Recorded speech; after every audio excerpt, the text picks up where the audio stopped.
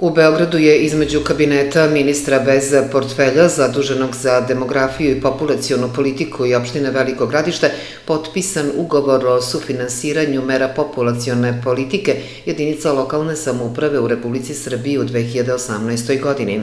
Ugovor su potpisali ministarka Slavica Đukić-Dejanović i predsednik opštine Veliko Gradište Dragan Milić. Osnov ugovora predstavlja uredba o utvrđivanju programa podrške sprovođenju mera populacione politike Republike Srbije, a njime se definiše sufinansiranje mera populacione politike JLS, kao što su usklađivanje rada i roditeljstva, edukacija iz oblasti populacione politike i aktiviranje lokalne samouprave.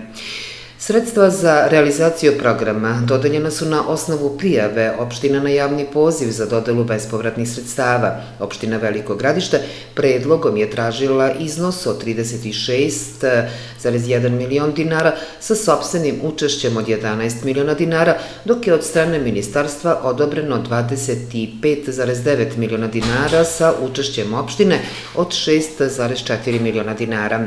Ovim sufinansiranjem u Velikom Gradištu biće obezbeđena dogradnja i rekonstrukcija kao i opremanje kuhinje predškolske ustanove Majski cvet ukupne vrednosti 31,7 miliona dinara, kao i set obuka u vrednosti od 600.000 dinara.